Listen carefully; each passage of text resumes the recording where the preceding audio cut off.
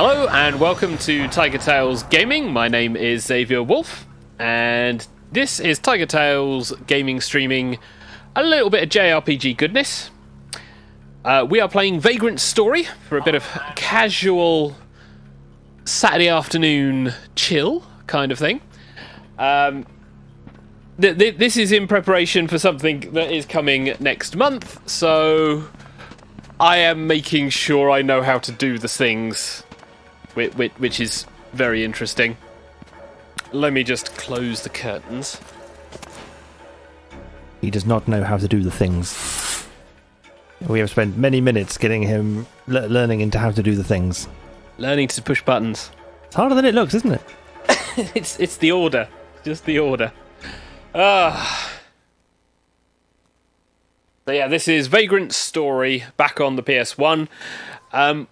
One of Square's more interesting JRPGs, in my opinion,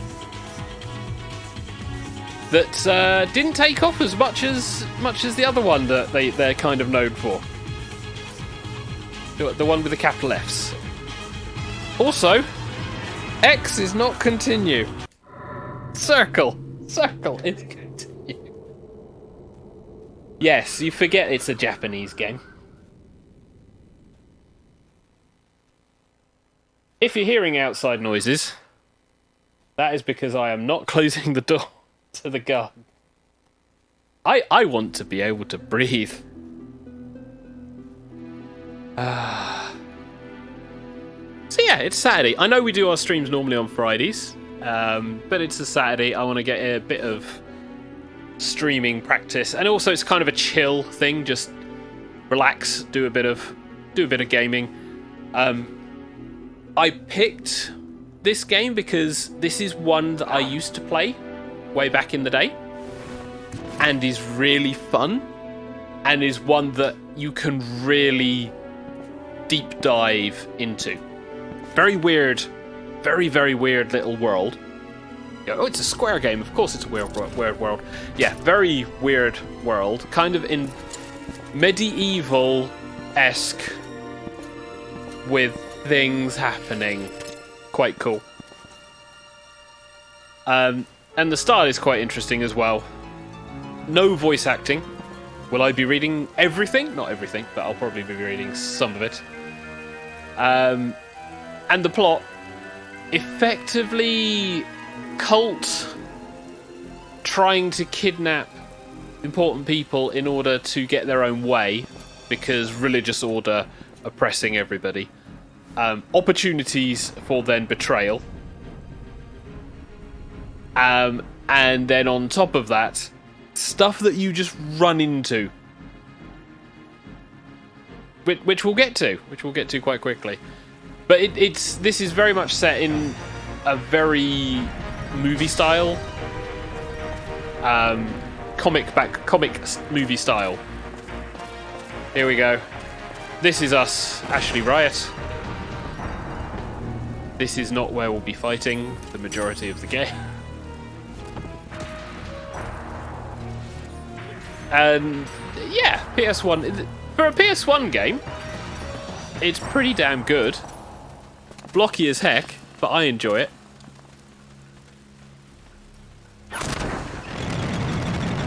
Hey.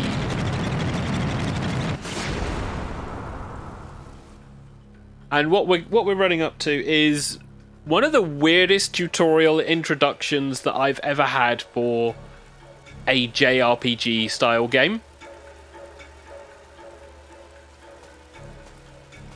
Here we go. Random guys just on guard outside.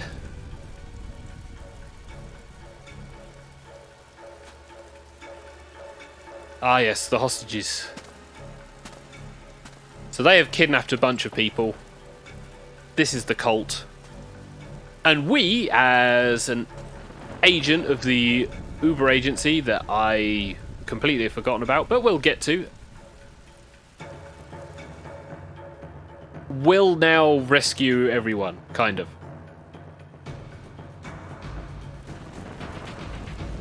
Yeah. TK has left a comment that something's going to break. Of course something's going to break. It's TigerTails. Things break in the first 20 minutes.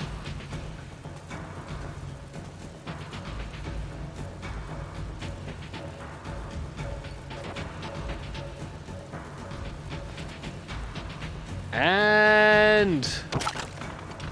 oops.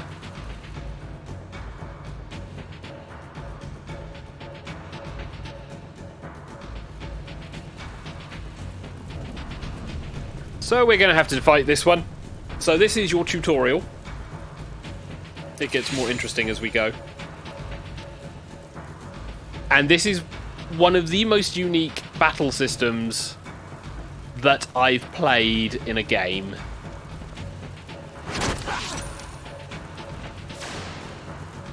Here we go. So completely forgot to actually do anything.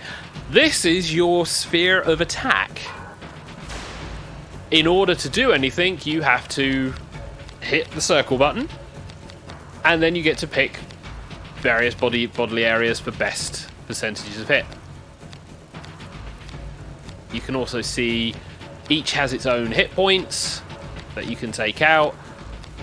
Legs quite easily can take out. It doesn't seem to do much else, which is a bit of a shame. But there we go.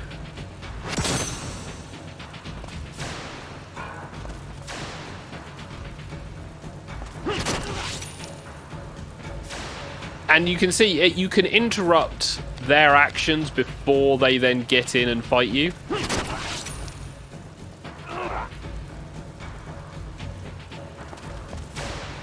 And they flash red as they're about to attack. So you get a lot of prompts on what's going on. There we go. Cool. So a couple of guys. That seems easy. That tutorial doesn't seem odd.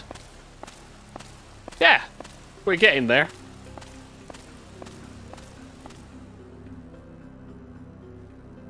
So what we're going to do now is we're going to kick doors down, well, kind of sneak in, not kick doors down, and we're going to see the main villain that we're going to be chasing.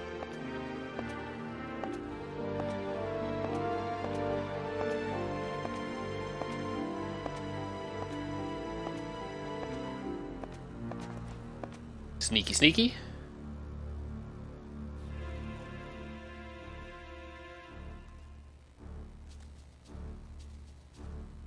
Sydney.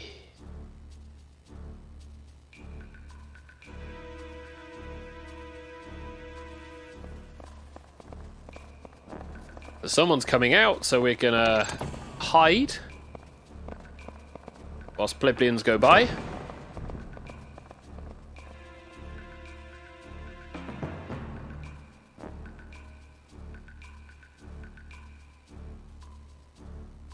And we are then going to confront Duty What's It, Sydney.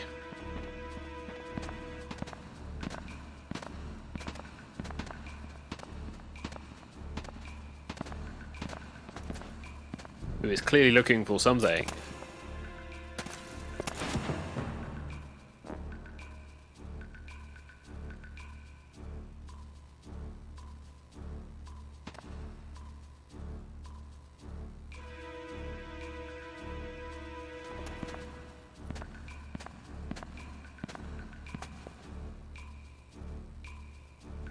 So yeah, they're kidnapping the mayor's son. They give the Ministry of Silly Walks for everybody. It's kind of ridiculous. And they're looking for some object. Sydney, Mr.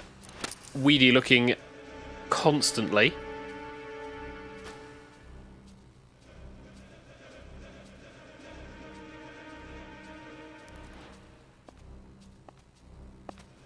He's rather cool for a villain in this.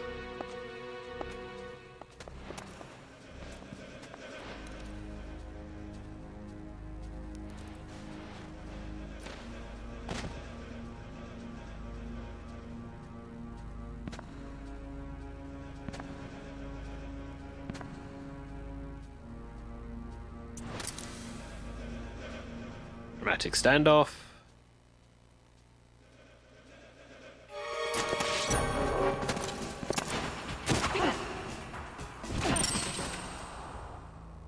There we go. Main villain, dead. End of game. Of course not. This is where it starts to turn a little bit strange. Because this is supposed to be a everything makes sense swords, knights world.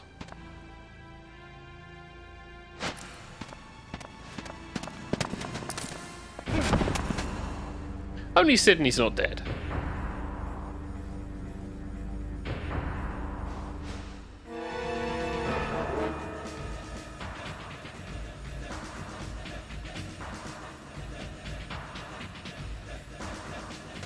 So he sends off his lackey to this place called Le Monde, or Le Mode.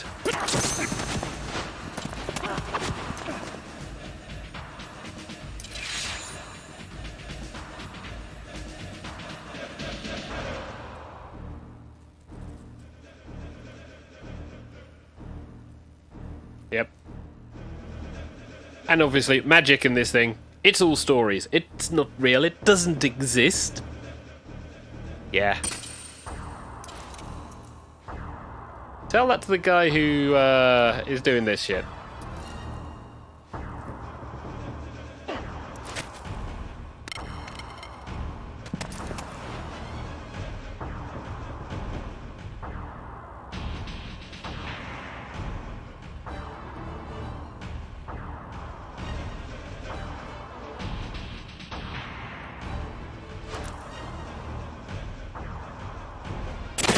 What the fuck?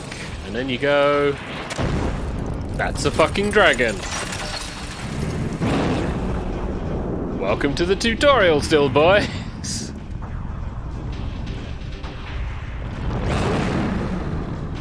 Yep. Tutorial, you get to fight a frickin' dragon.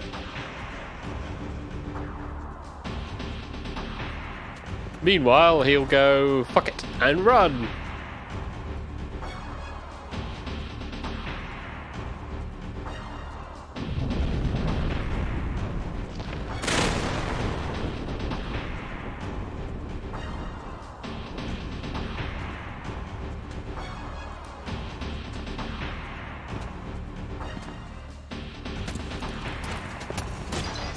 And dramatic exit! Don't worry, we'll be getting through this section for a little bit. The game will kick into progression shortly. You just have to get past these tutorial bits.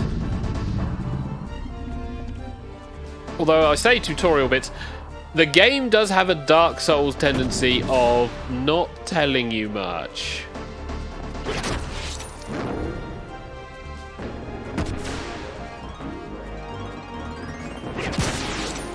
Critical hit. Good start.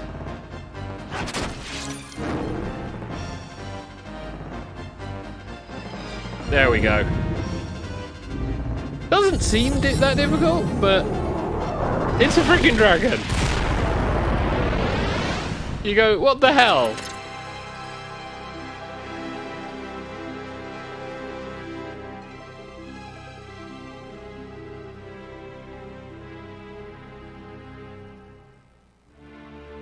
And we look wistfully through the broken window as dawn rises over this mansion that has been completely buggered up. And our mission is to go after and eliminate Sydney, the cult leader, in order to protect the church, the government, and all of that jazz.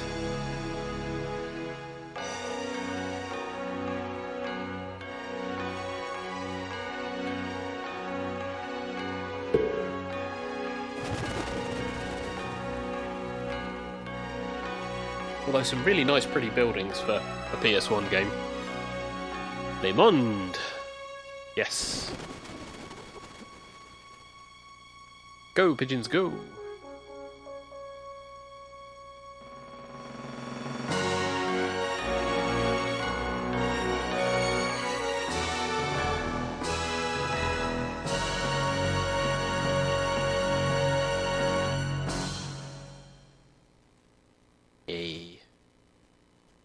So this was, God, 2000 when this came out. So 20-year-old game. 20-year-old game. And I picked this up purely because of the cover. And I think maybe a PlayStation Magazine review. Because it looked interesting, it looked different. And I'd played Final Fantasy VII, Final Fantasy VIII a little bit as well by this point. So I was looking for more JRPGs. And this was one of the few games that I just sat down and hammered my way through as much as I could. Because it was really entertaining, the game system that you have to play with. Characters are quite cool.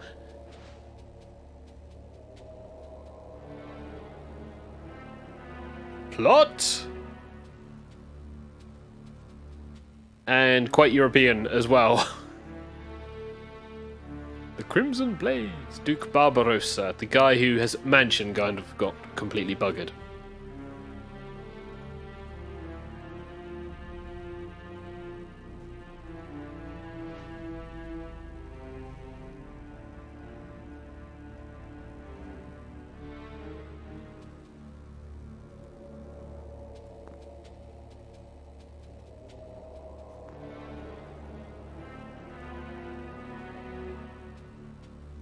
Nice! So the Duke will just eliminate his family in order to protect the fact that bloody Great Dragon... There we go, VKP. That's who we're from.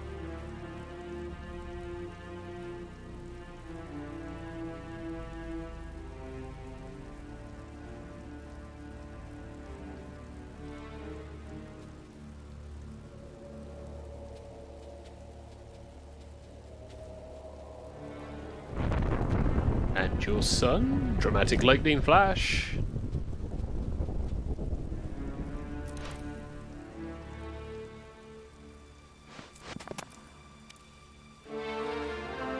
And there is a lot of weird-ass costumes in this game.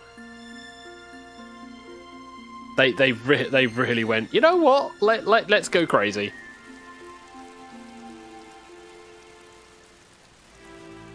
I like the aesthetics. This is some really, really nice aesthetics all the way through this.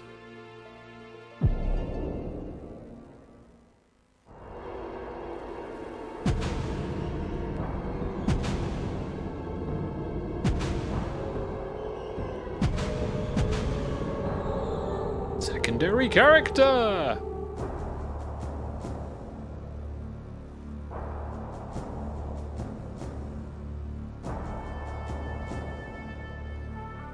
Gradually getting through the slow burn that is the plot building, world building.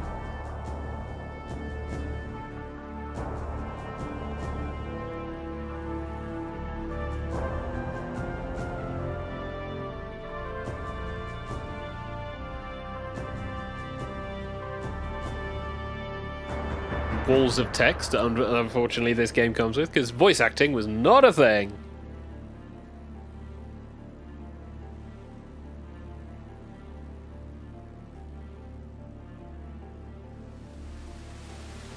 And this is where we're now going to spend most of the game. Okay.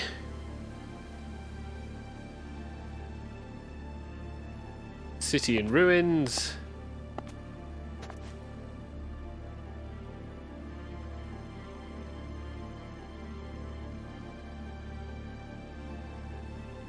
The guards of the city are dead.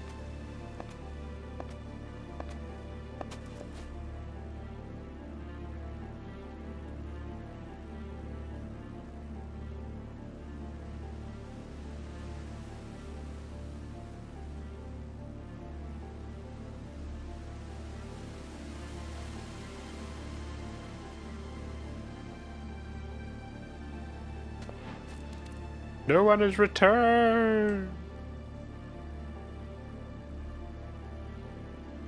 Uh-huh.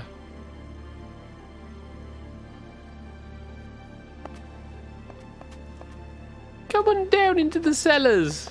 It's fine. Nothing bad will happen.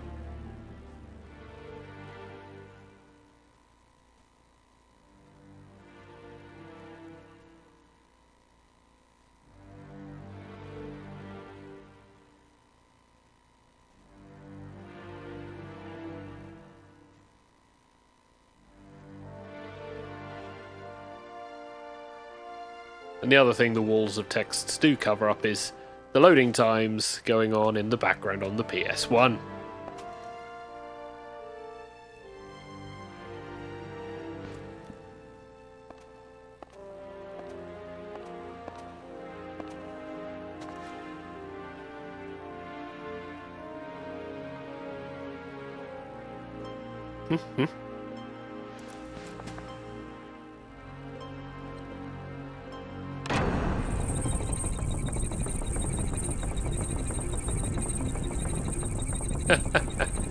If I find any wine, they're yours.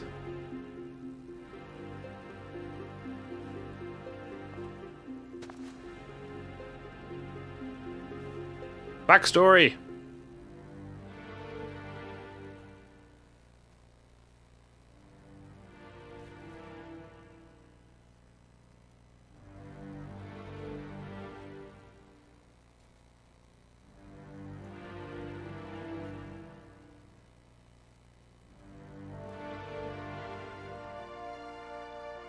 Yay! Suspicious plots.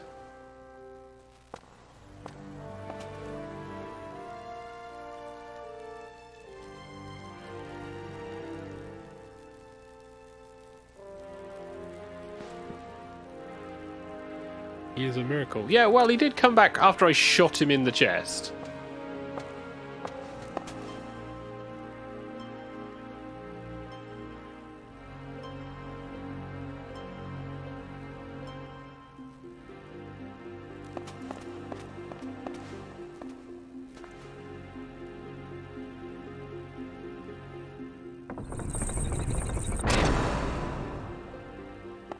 Yeah, I don't think you're getting away with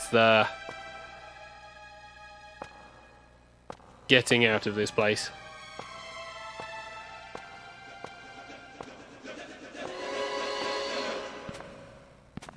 Because the guy we're following was behind us. Good times.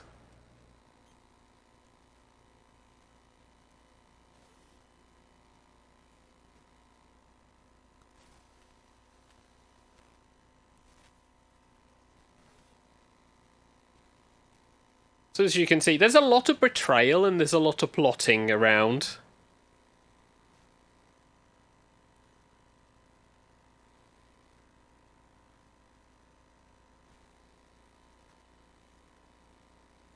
And this is before we get to the crazy shit inside the city.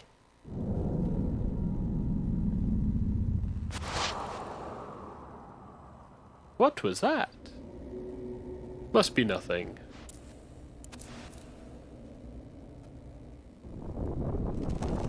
And earthquakes, which is another important thing to know in this one.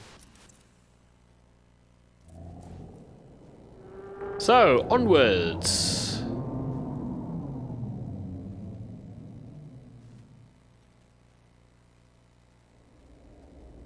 Cool. So, away we go. A few things to just quickly run over. This is isometric style. We can control the camera. We have some quick buttons, and we have our menu. We also have to remember X is cancel, circle is accept, and we can jump. We also do not have analog because that would be easy. Save point.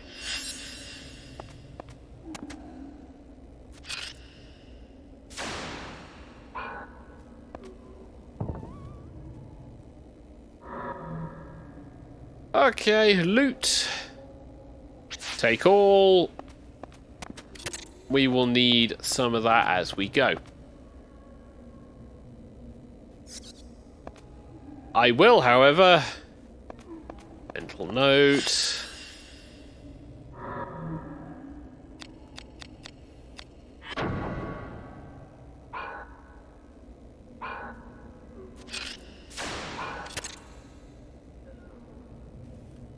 Oh yeah, first person mode. What's the save?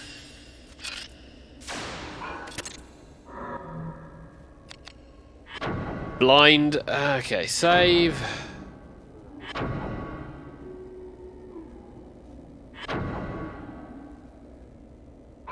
Yes, please.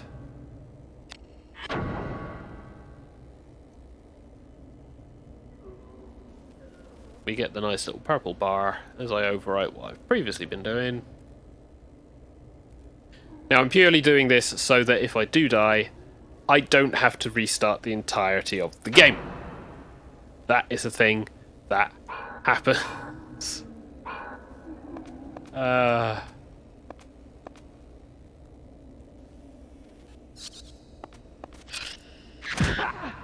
And you do get ambushed quite a bit.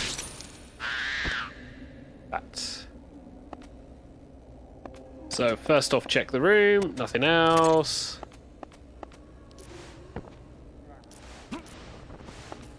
You'll notice crates and shit. Yes, there are indeed physics puzzles and puzzles that have to be dealt with the camera angles. But we're still kind of in learning to mode at this point. We haven't unlocked everything. We literally have one weapon.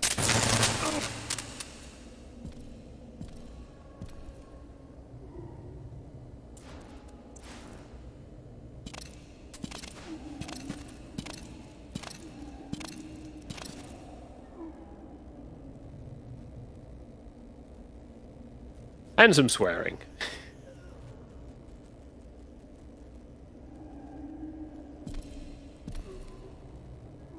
We do have some horrendous yokel language as well, though. Off they go.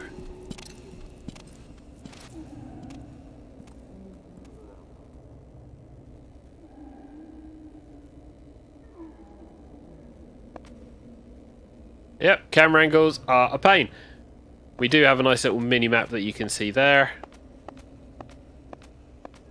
So that door is currently locked.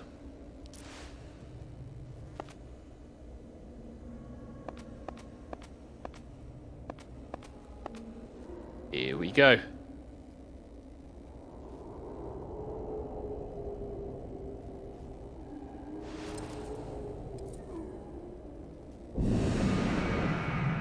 And flying stones!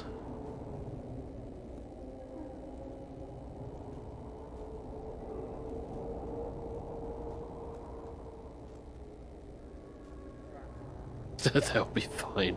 Yes, with dragons and shit.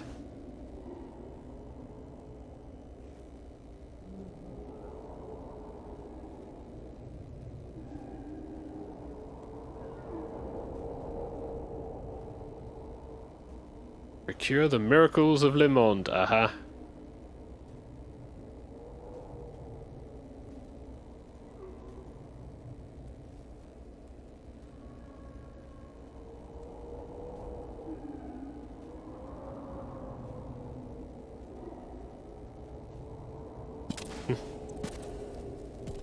So yeah, very brief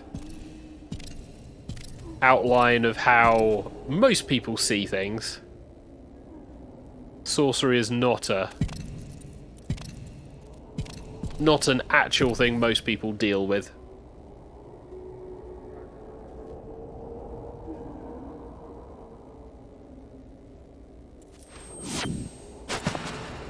The sun! Who then vanishes after revealing me, because fuck you! Alright, just the arm, but I'll get a quick hit in. No, I won't.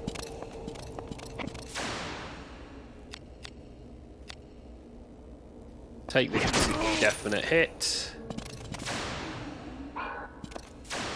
So you can see kind of the tactics you end up having to go for. It's like hit and run. And trying to get them before they can hit you.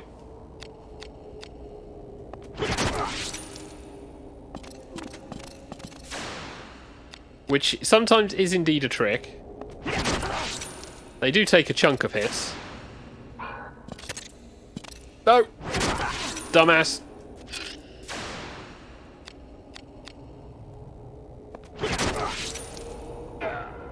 And one dead. Right.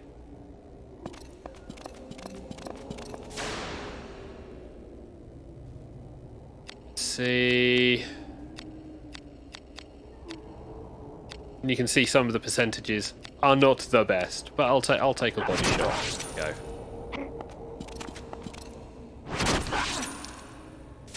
But you're not defending! At the moment, defending is not a thing I can do.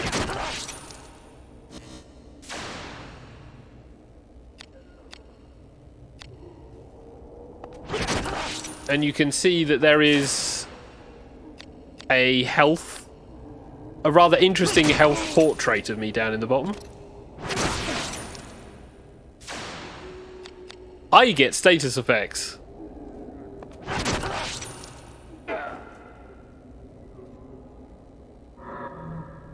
So let's grab some items, heal up.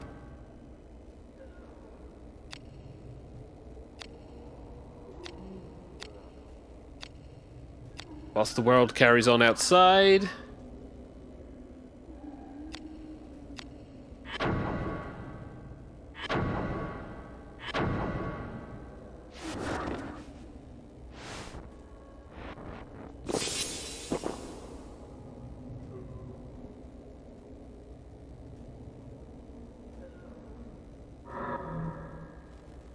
Let me just... There we go, that was the shortcut. Right, trying to remember this ship. So, 2 guards, not too bad. We have what appears to be a doorway in that left corner. We also have another save point. And we have a chest. This, however, is a bit different. This is our storage chest. So that is where we can store all our loot and all our gear. Can't recall if there's some extra weapons in there, or if it's empty at this point. But this is the magical container that will make sure everything we don't need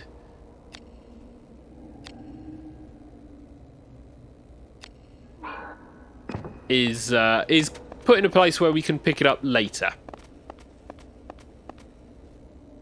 The storage will be a thing as we go through this game. So, yep.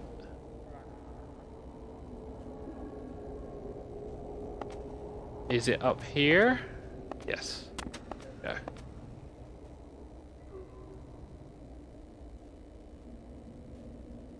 So, gradual introduction of the mechanics, storage box. Magic exists. We're underground during an earthquake. Bats are a bitch.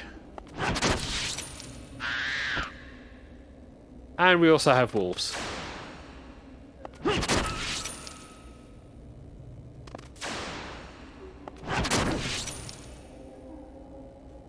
There we go.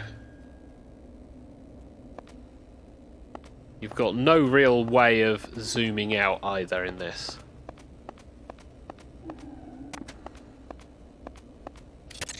But everything has a range to it, so you can avoid enemies' strikes so long as you are far enough away. There we go. Door? No.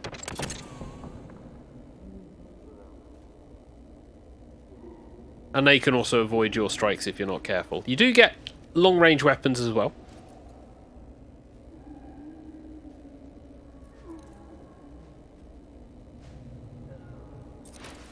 Yay!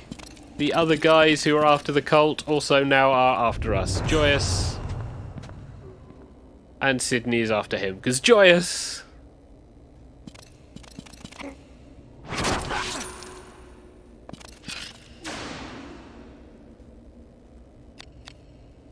Oh, right, let's see how much damage can we do.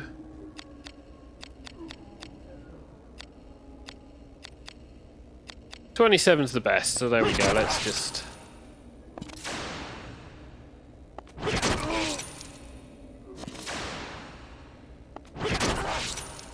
hammer at that arm. Oh, and I got too far away.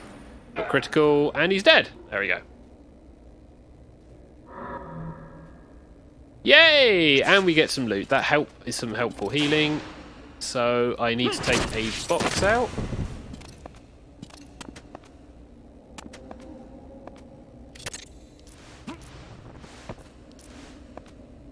Now there should be another guard. There he is. And he's got a crossbow.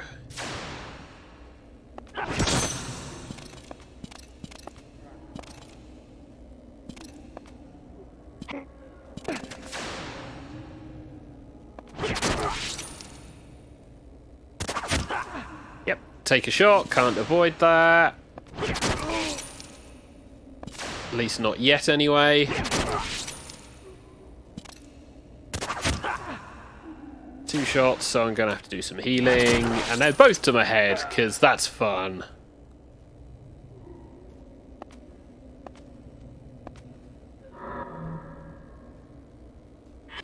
So, that loot we got now just goes bye-bye rather quickly.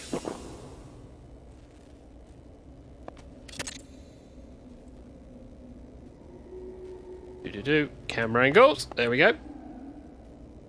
Pretty simple stuff so far.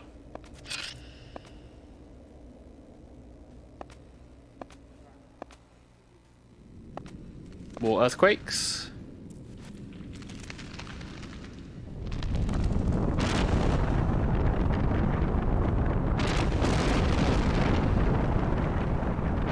And everything gets booked.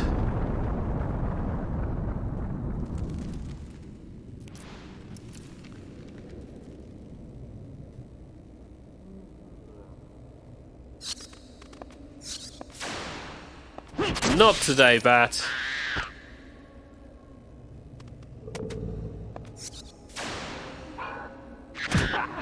Damn it.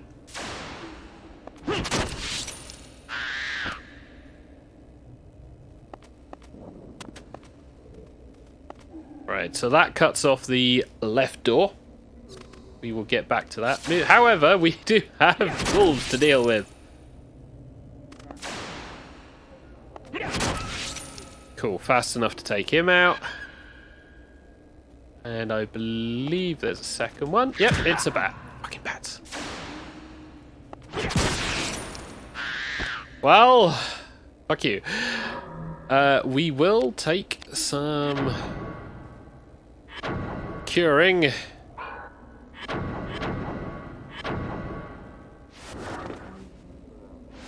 Try and keep ourselves relatively topped up.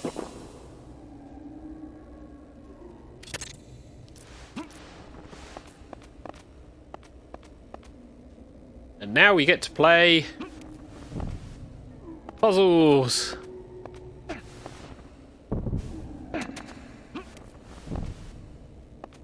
Because we can jump up to 2 crates height.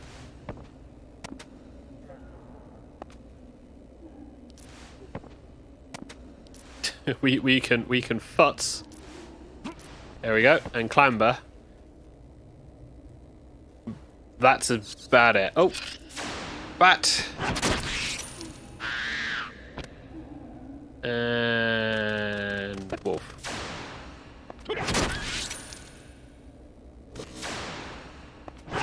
Nice.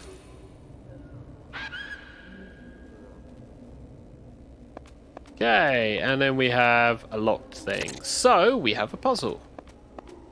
We have a puzzle. So we're looking for a crate. There we go. Can we pick up this crate or can we not? We cannot pick up that crate. Can we pick up these crates? No. So what we'd have to do, we have to twat a crate. That's a stone. Does fuck all. Twat a crate. And what we can now do is come over here.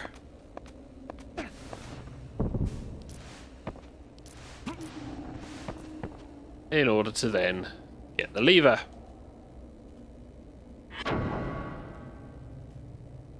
Nice. This is, however, timed, because fuck you too. This is not an uncommon thing either in the game.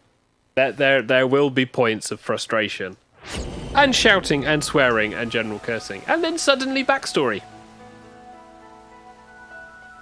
Did I say this was a rather bizarre game?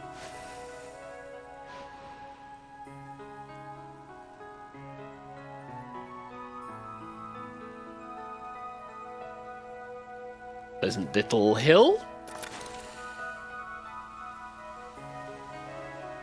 What appears to be a picnic.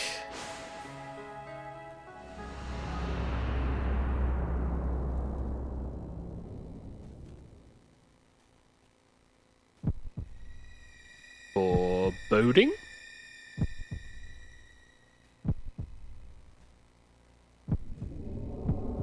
And Ghost Boy.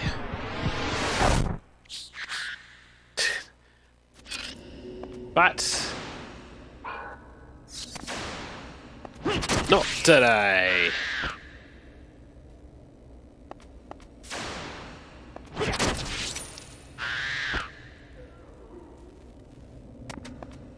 Yeah, bats are sodding annoying. We are going to need a crate.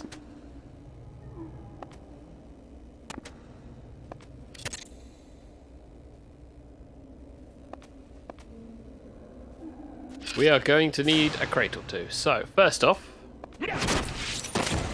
take one out, pick one up, and go for a walk. Dip-a-doo, dip-a-doo.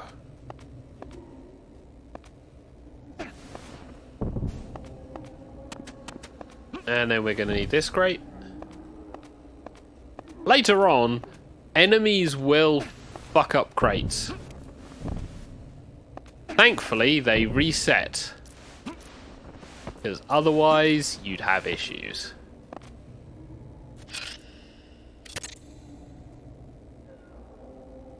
Door, please. There we go.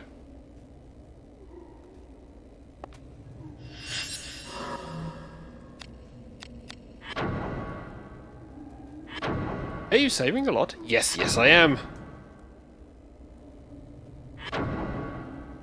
I am not a let's try and do a one save run of this game.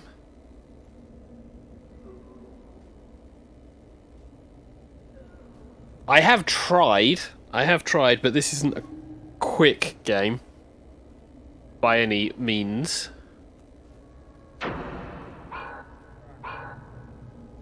There we go. And are you loot? I believe you're loot. And not general chest. Yep, so more shit. Right.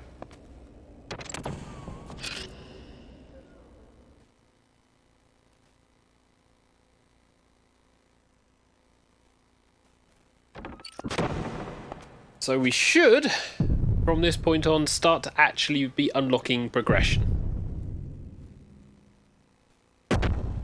Oh yes.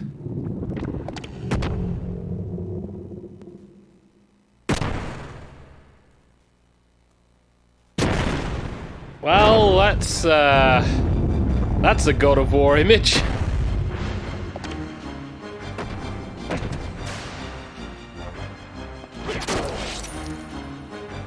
Running away. Right, 41. I'll take the 41. I'm alright still.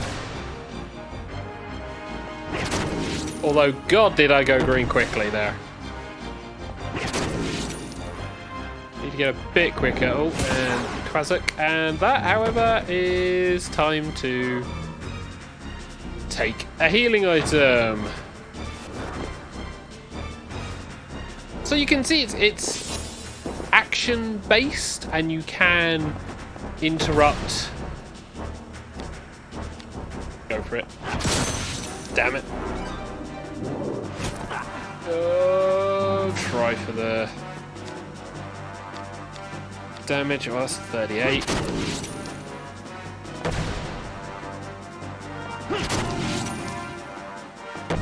The damage numbers do come up differently. You'll see that as I'm taking the damage. Oh, I need to run away.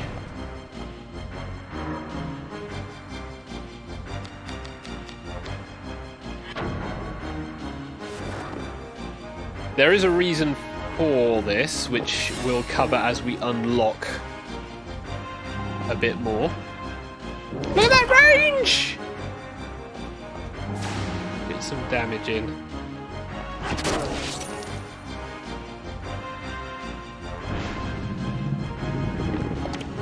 Kind of necessary to you don't at this stage dodge much. But like I said, we're getting to the point where we're starting to unlock the progression.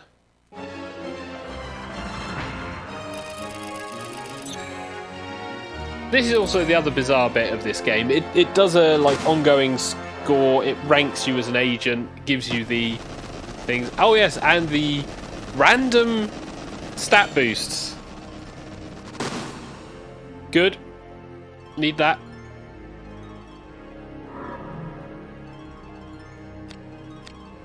So grimoires, they were mentioned previously. This is basically where we get our magic from.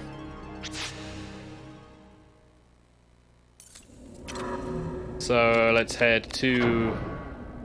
not the manual. Thankfully there is an online manual.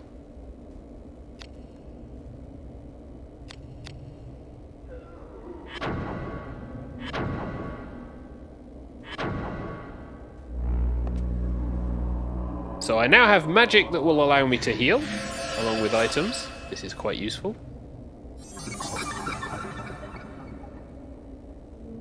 And you basically just learn your spell. As soon as you cast a spell, you learn that spell. Because fuck you, D&D. Oh yeah, I cannot actually cast that spell quite yet.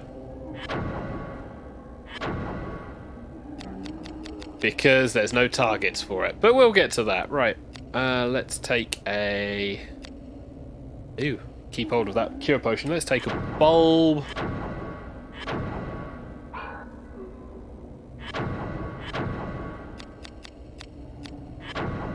Old style menus. Actually, I don't need to do 100. Old style menus are a bit of a pain in the ass. There we go.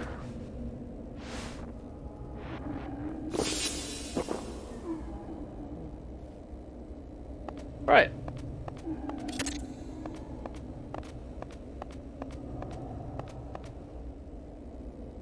Yep, so you do have to have a bit of a look around in order to fathom where things may be. You do have a first-person view, which is quite handy. But now we have a shield, so I can now go to my items and... Nope. Is it a better shield? Ooh. Hit square.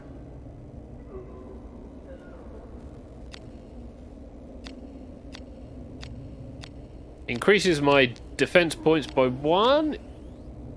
Power points down. I can't remember. It does allow a gem slot. It's like, oh, stuff changing. Yes. There's a lot of complicated stuff in this.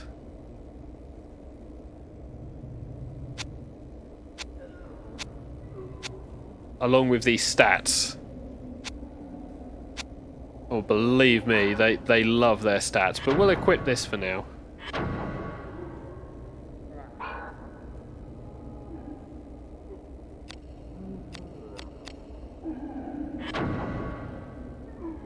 Shield.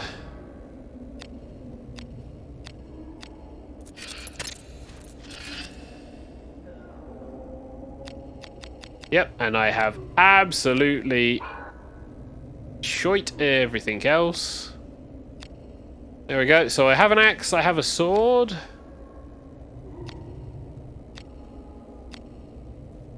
Don't have much else. So there we go.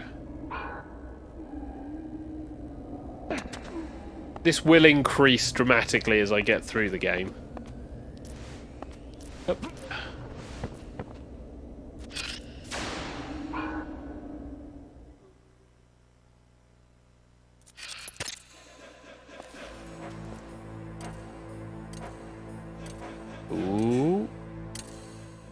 It's the bad guy.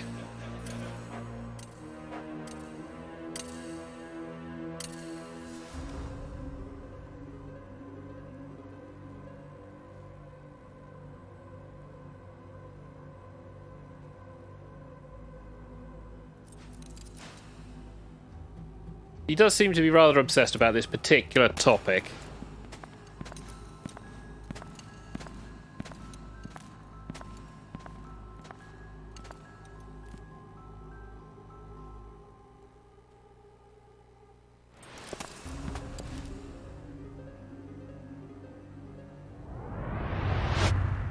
Flashback!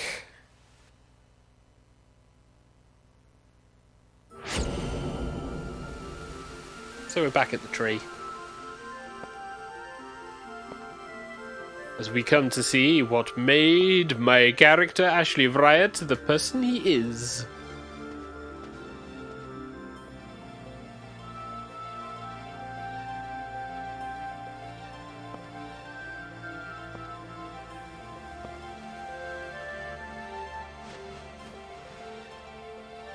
So yep, that's me, here, in a lovely little picnic. Under a tree on a hill.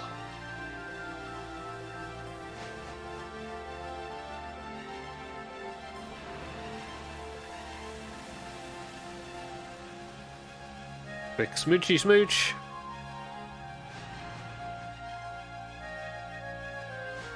Apparently heading off to do something. Having a nice little chat. And then...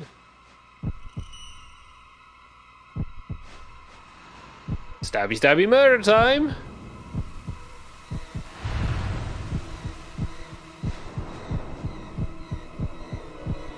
And they shot the sun.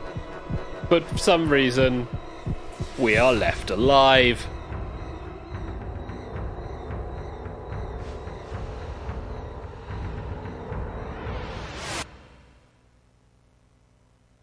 So yeah, we're kind of an edgelord with a dark and mysterious past, whose family have been killed. That, however, is very much a stretch.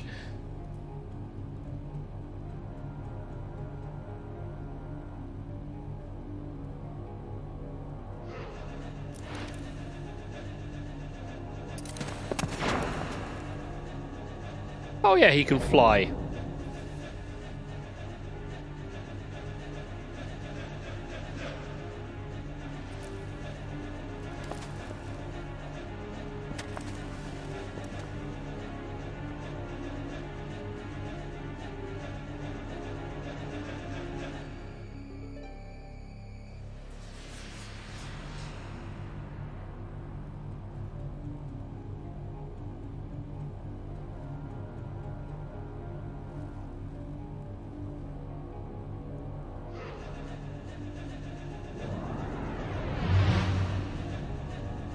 Yeah, I'd be a bit shaken if, you know,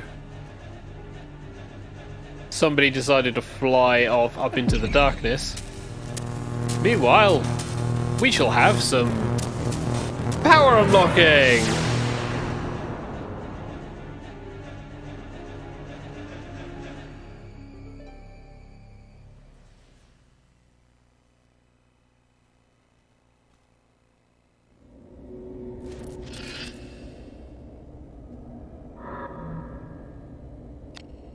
That's a new option. So yeah, we now have battle abilities and we now have the ability to chain our attacks.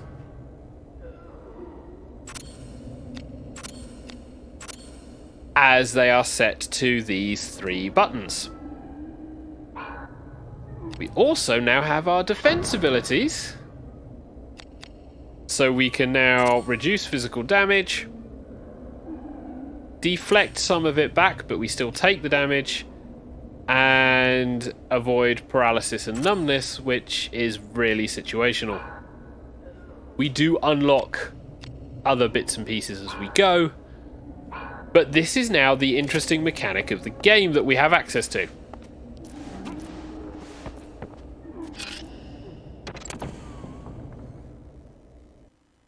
And what we're going to do is show this on some critters.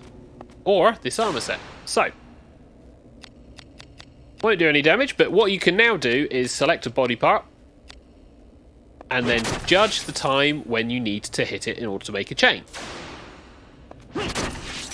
There we go. Bit too slow. Try again. If you're fast or slow, it stops the chain, but if you get it right, he says, practicing,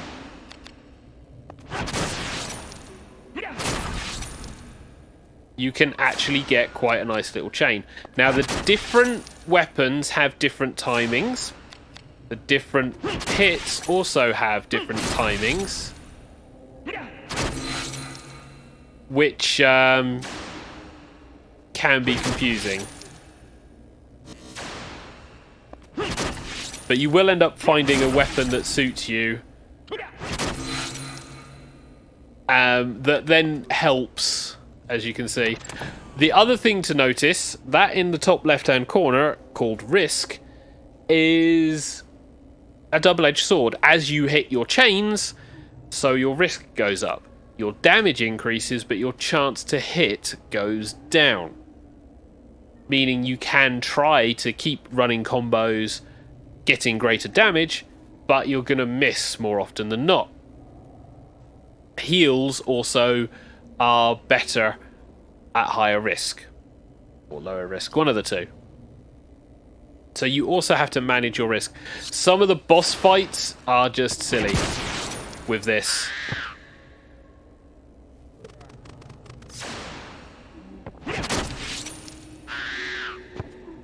One more bat.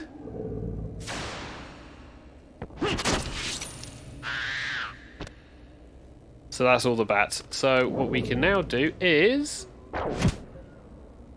See? Enemies fuck up your crates. And fuck you up.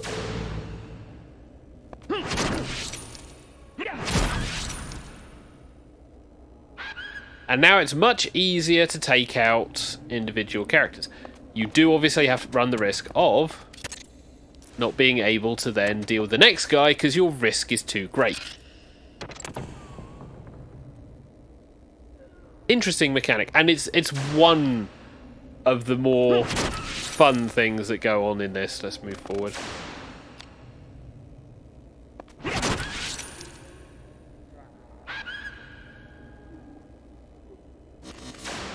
There we go. So, not fast enough. What I do need to do, though, is use an item on something.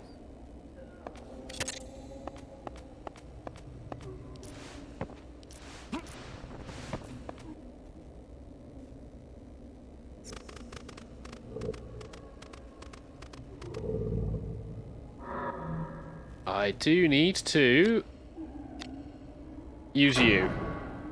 But you're not in range, damn it. Right. Are you gonna... hit me with fucking... Oh yes, defensive attack. Alright, that's the bat.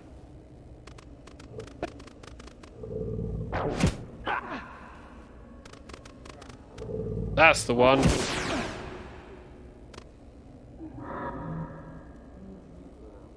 Grimoire on you.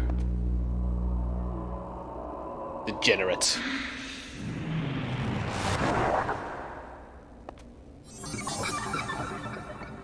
Very useful, as you will see as we get there, as we get to a particular thing.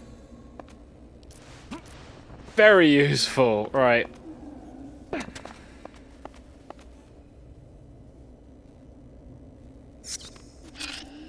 All of the sodding bats. I hate you with a passion.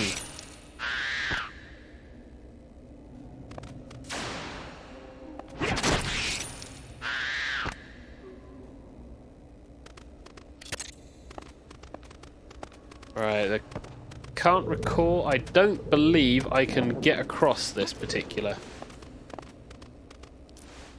Oh no, I can.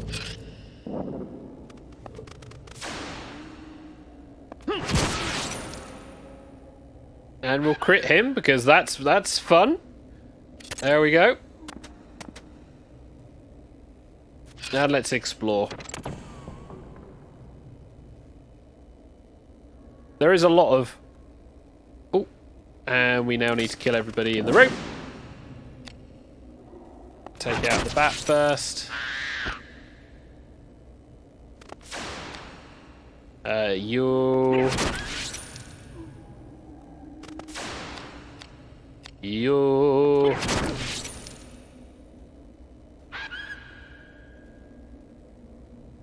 Now the good thing is you can actually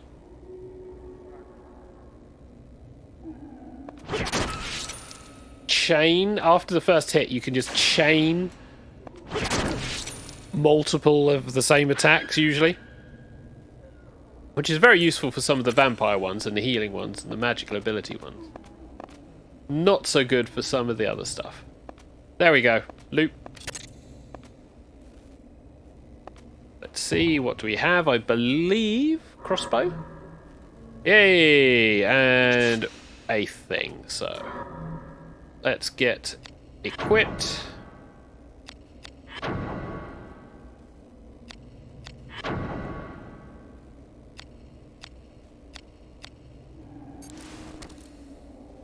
Slightly better defense.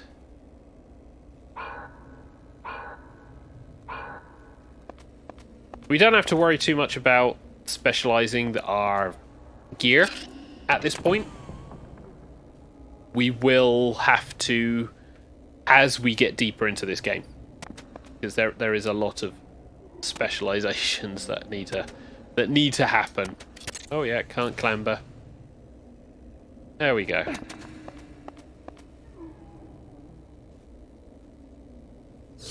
Whoa!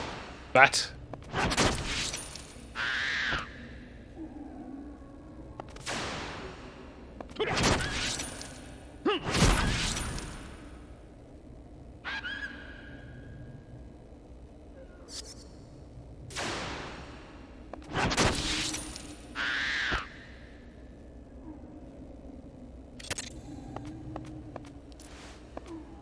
Right. That's all of that done. Let's move into the next room. And completely forgot about the goddamn fucking trap.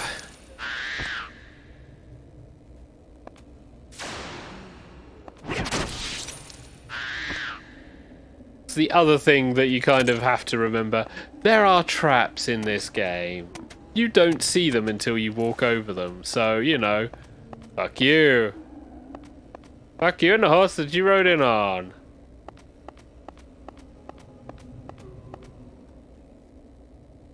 Right, so we have the book that will open up the door.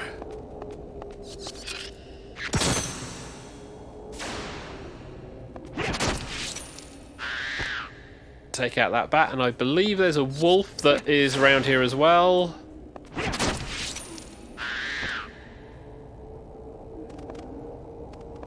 There he is.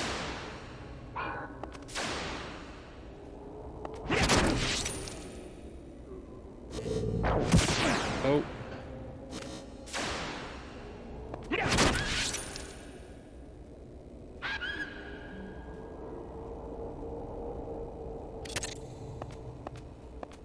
Right, so door, that's that door.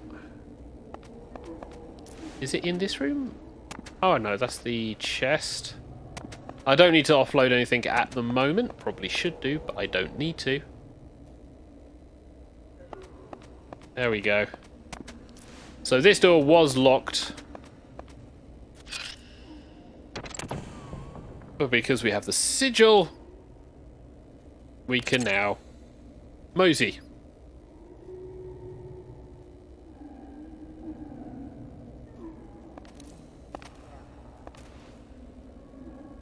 That's not suspicious.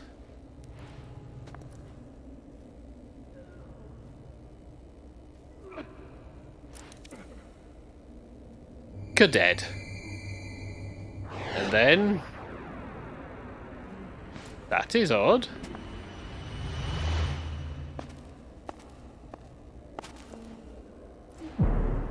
However, that is order.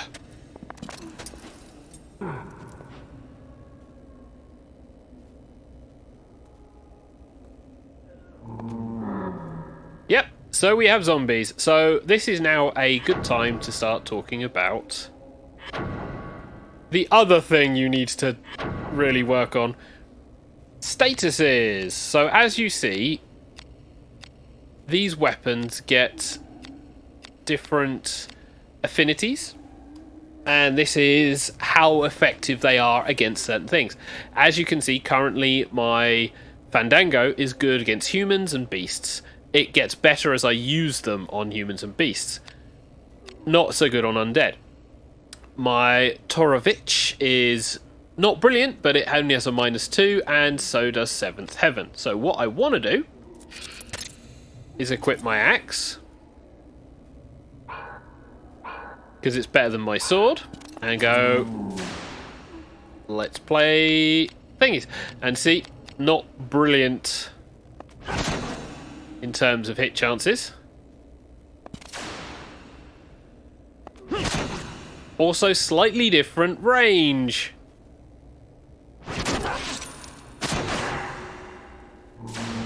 But I will take the defensive hit, thank you. Too fast.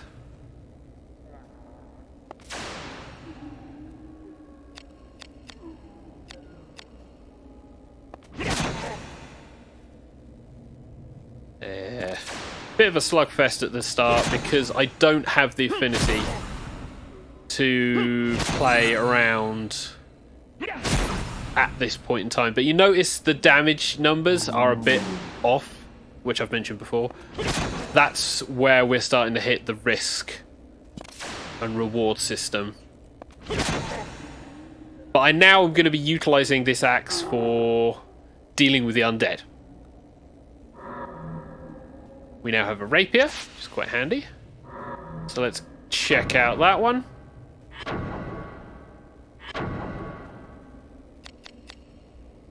So yep, pretty much standard, not brilliant stats. But after one kill of the undead, utilising that on the undead, that now has affinity 1 for dealing with the undead. The more I utilise that on undead critters, the better I will be. Simples.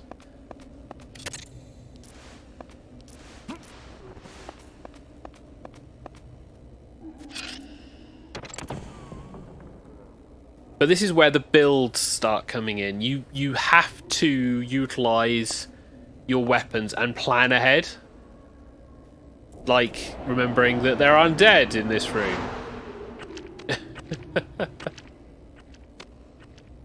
Crap. So what we need to do is just go back to our equipment, grab our axe. We could use the crossbow.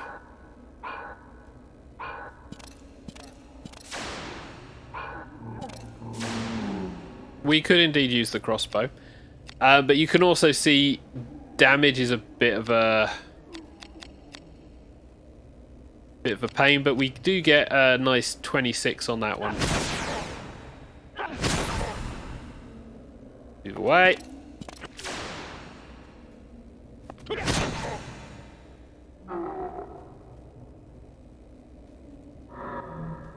Grab some more healing stuff. He is armoured, however.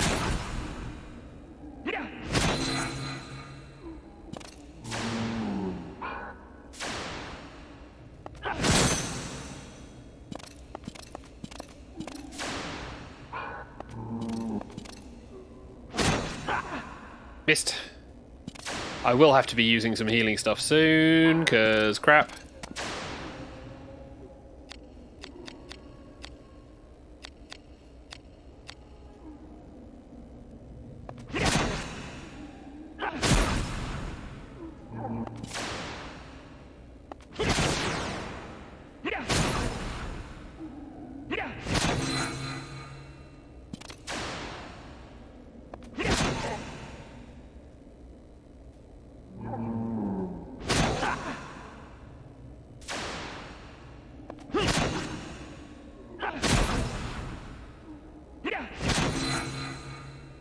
Getting that fucking heal combo, not brilliant.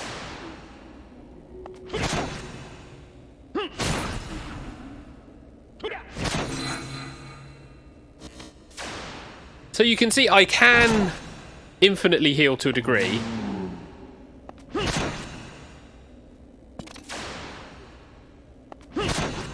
But I have to time everything. Like rhythm action, the fucking JRPG.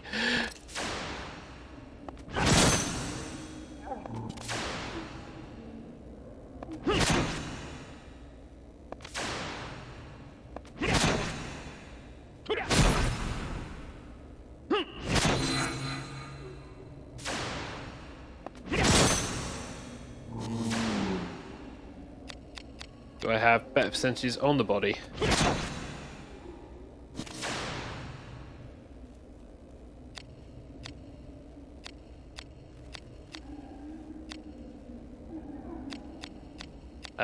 Body still.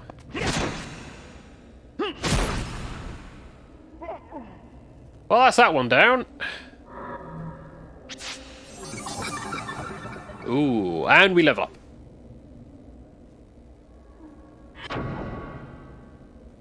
MP, kind of useful. Regenerate amount of Ashley's MP equal to 30% of damage dealt.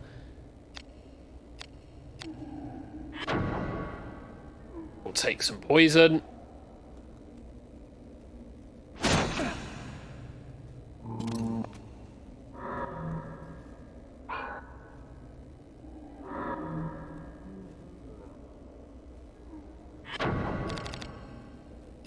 Let's not heal the guy I'm trying to kill. There we go.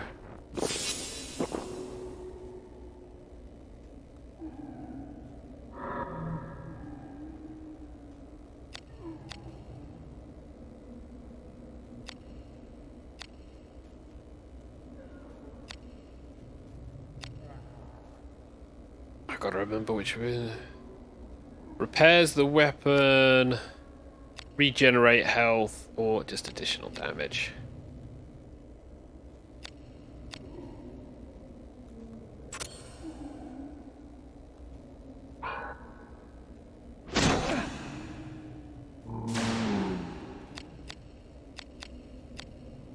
Oh, he is well armored.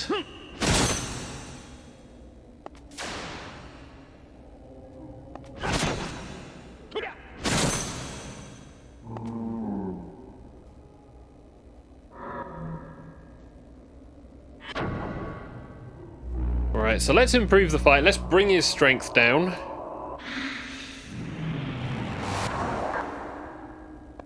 So he won't hit as hard.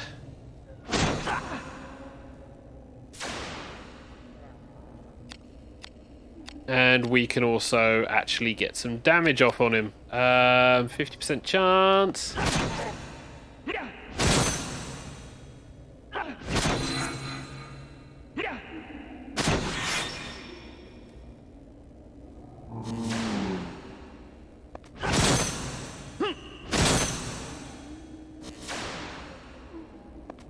Chance.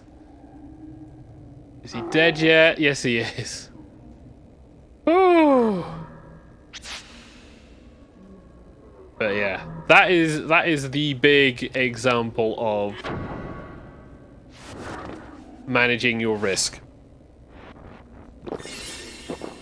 Long ass fights, you're gonna have to reduce that via your items or your magic. You really have to, because whilst it does give you the damage, you start losing so much hit chance. Right, let's just swap over. There we go. So there you go, you can see now my axe is 8 against undead, which is not too bad. But we'll swap back over to my falchion. And we'll double check the shield. This is good against undead and beastmen. This is neutral. So if we run into anything else that isn't beast or undead, we can drop onto the buckler, even though it is slightly less defense intelligence.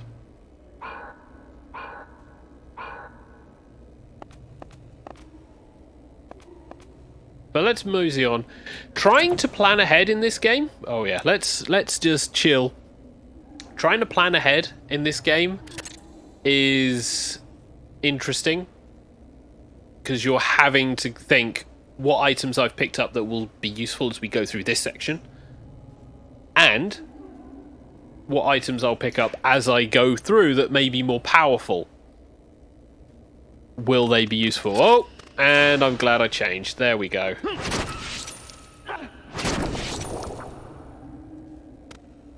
And it's more than 2 hits! God damn you! It's because I've changed my fucking attack arts, isn't it? Chain abilities, right.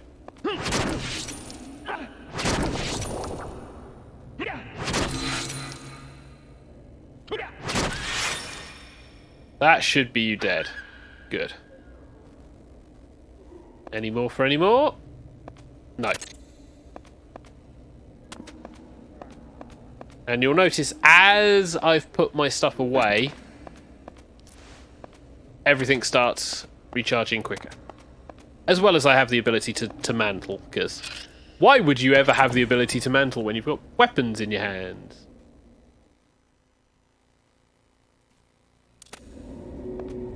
Okay.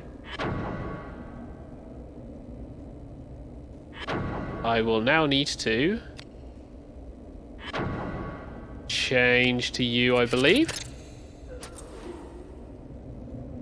Because we are now coming up to a boss fight.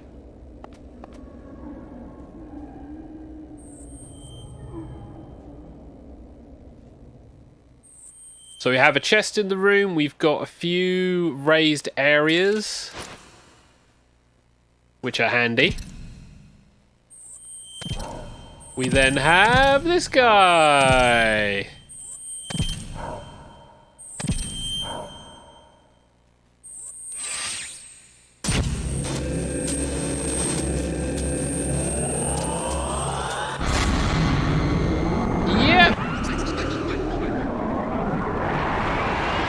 You're either phantom or undead. I cannot remember for the life of me. But what I need to do first off is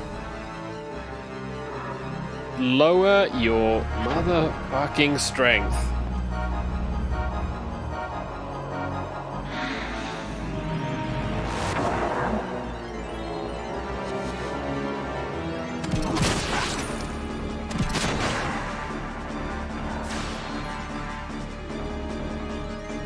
Edged evil.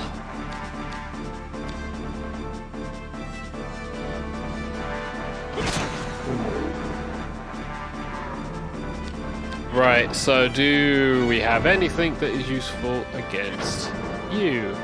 -5, -5, -5, -5. Defensive abilities. 0 and 0. Well,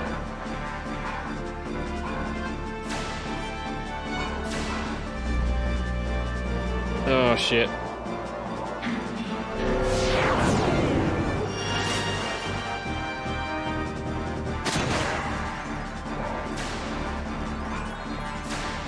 There we go. Right, so this is going to be an interesting fight as we try to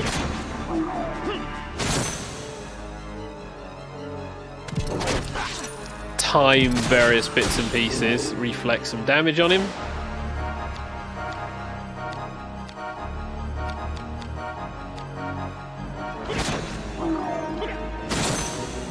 Get the timings. Right, so no poison will work well on him. I'm going to have to back off in a second. Right.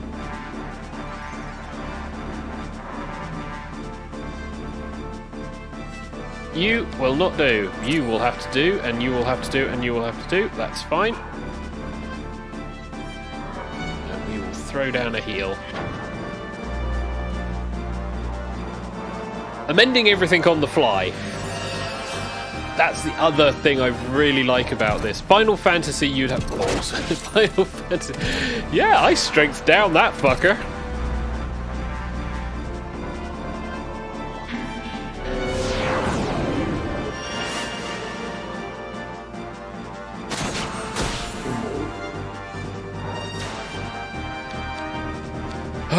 Okay, do I risk the 43%? Try it.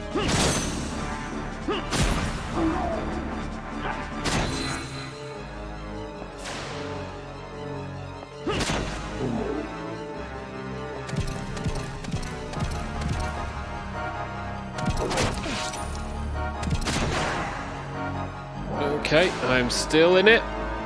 68, 75, 38. That is horrendous.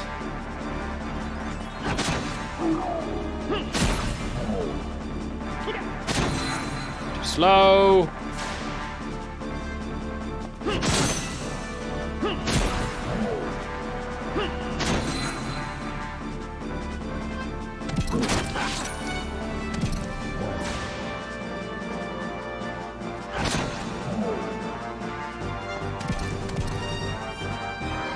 Back off and heal.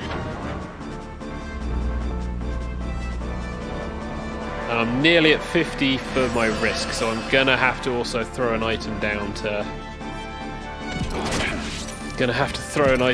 try and reduce that, because my hit percentages are starting to plummet.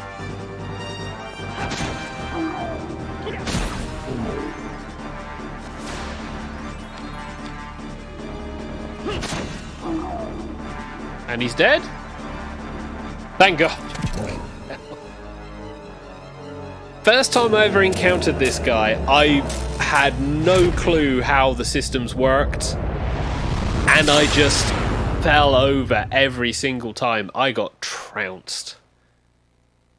You really need to prep for some of these guys. But it's fun. It is fun. Let's see if I can get health. Press button. Nope, strength. Okay. That's not too bad. Health, strength, I'm fine with. Elixir.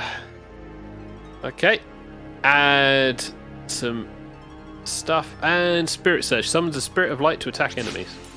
So we're going to have to trigger that one off. Cool. First off...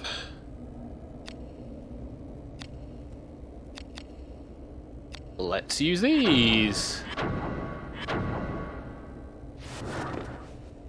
HP up. Way. Not too bad. HP 4.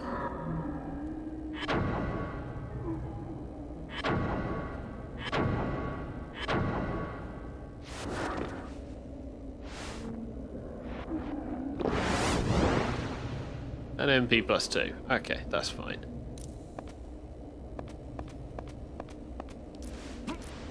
Alright, let's grab this chest whilst my MP is recharging, and then we can heal. Rusty Nail. This is really useful.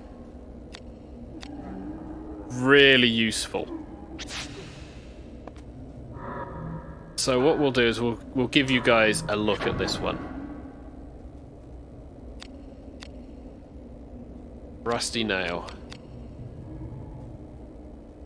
Two-handed spear, basically. Doesn't look that good, but it does have a gem slot. You see it's physical 8. There's also stuff and it's edged. But you have a gem slot. The reason why this is useful is because a lot of my weapons don't have gem slots. We now have a gem. And increases the success rate of a non-magical attack by 20%. So I can now successfully hit with my Rusty Nail repeatedly. Rather useful. So, let's go equip this one.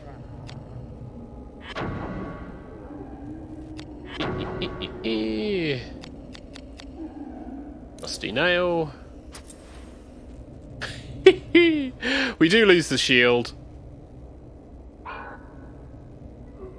And then we go to setup. Attach gems.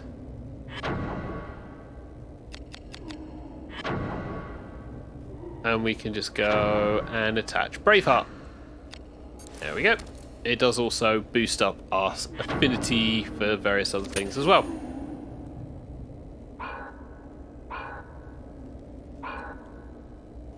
Rather tasty little polearm.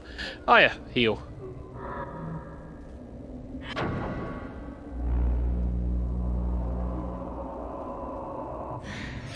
Magic does also have a percentage chance for healing and for hitting you. Here we go. 67 at 100%. I actually get a 68 because my risk is still relatively high. But we'll let that go down. So we can kind of infinitely heal out of battles, which isn't too bad. Items, I would say, are definitely useful for going into fights and using while you are fighting. Magic, less so to a degree. But you will still use it a lot. I often end up using it a fair bit. Oh, God.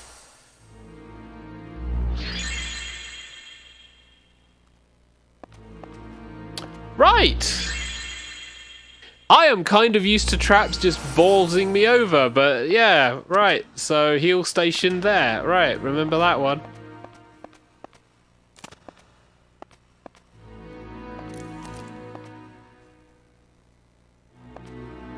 Oh, I'm hearing the siren call of dinner. Yep. Yep. So what we're going to have to do then is call the stream there, because I'm going to get some food. So let's head over here. Throw down to data. And save. So yeah, so that is Vagrant Story. This is what I'm going to be trying to stream on a regular basis on Saturdays. And what I will try and do is come back next Saturday, Saturday after, just to continue on with this one. Little bit later than I intended, purely because learning how to do all the buttons, but that's not too bad. So that is saved. It's PlayStation 1. Yes, it is. Awesome. Cool. So thank you very much for everyone who's watched or joined in later on. We will be back Monday. We will be back Friday, and I will see you again on one of the later Saturdays. But until then, ta-ta for now.